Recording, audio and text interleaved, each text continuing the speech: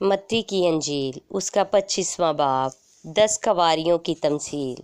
اس وقت آسمان کی بادشاہی ان 10 کنواریوں کی مانند ہوگی جو اپنی مشلیں لے کر دلہا کے استقبال کو نکلیں۔ ان میں 5 بیوقوف اور 5 عقل مند تھی۔ جو بیوقوف تھی انہوں نے اپنی مشلیں تو لے لیں مگر تیل اپنے ساتھ نہ لیا، مگر عقل مندوں نے اپنی مشلوں کے ساتھ اپنی کپیوں میں تیل بھی لے لیا۔ اور جب دلہا نے دیر لگائی تو سب اونگنے لگیں اور سو گئیں۔ آدھی رات کو دھوم مچی کہ دیکھو دلہا آ گیا، اس کے استقبال کو نکلو۔ اس وقت وہ سب کنواریاں اٹھ کر اپنی اپنی مشلیں درست کرنے لگیں، اور بیوقوفوں نے عقل مندوں سے کہا کہ اپنے تیل میں سے کچھ ہم کو بھی دے دو، کیونکہ ہماری مشلیں بجھی جاتی ہیں۔ عقل مندوں نے جواب دیا کہ شاید ہمارے تمہارے دونوں کے لیے کافی نہ ہو، بہتر یہ ہے کہ بیچنے والوں کے پاس جا کر اپنے واسطے مول لے لو۔ جب وہ مول لینے جا رہی تھی تو دلہا آ پہنچا، اور جو تیار تھی وہ اس کے ساتھ شادی کے جشن میں اندر چلی گئیں، اور دروازہ بند ہو گیا۔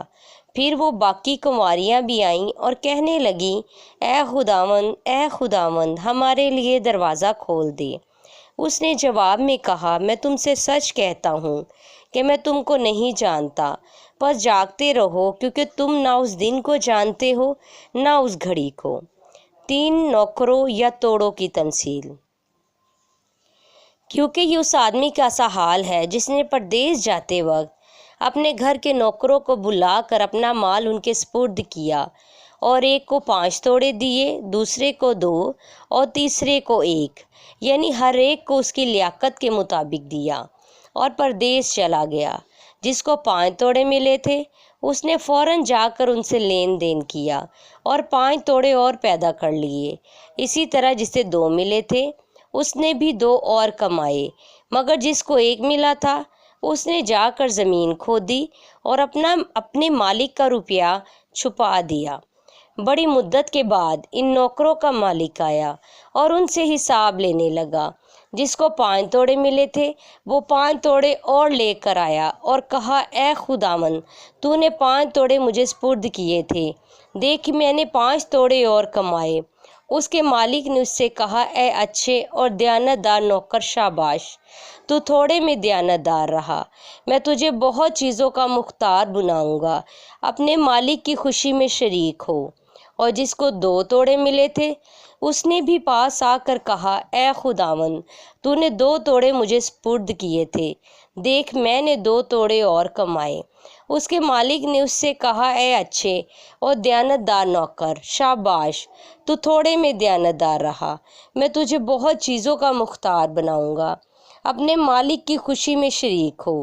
اور جس کو 1 توڑا ملا تھا وہ بھی پاس آ کر کہنے لگا، اے خداوند میں تجھے جانتا تھا کہ تو سخت آدمی ہے، اور جہاں نہیں بویا وہاں سے کاٹتا ہے، اور جہاں نہیں بکھیرا وہاں سے جمع کرتا ہے۔ پس میں ڈرا اور جا کر تیرا توڑا زمین میں چھپا دیا، دیکھ جو تیرا ہے وہ موجود ہے۔ اس کے مالک نے جواب میں اس سے کہا، اے شریر اور سست نوکر، تو جانتا تھا کہ جہاں میں نے نہیں بویا وہاں سے کاٹتا ہوں، اور جہاں میں نے نہیں بکھیرا وہاں سے جمع کرتا ہوں۔ پس تجھے لازم تھا کہ میرا روپیہ ساہوکاروں کو دیتا، تو میں آ کر اپنا مال سود سمیت لیتا۔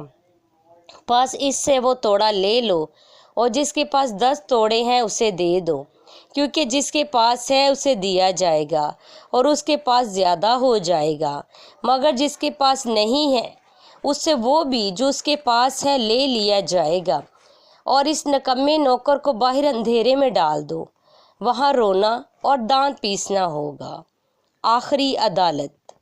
جب ابن آدم اپنے جلال میں آئے گا اور سب فرشتے اس کے ساتھ آئیں گے، تب وہ اپنے جلال کے تخت پر بیٹھے گا، اور سب قومیں اس کے سامنے جمع کی جائیں گی، اور وہ ایک دوسرے سے جدا کرے گا، جیسا چرواہا بھیڑوں کو بکریوں سے جدا کرتا ہے، اور بھیڑوں کو اپنے داہنے اور بکریوں کو بائیں کھڑا کرے گا۔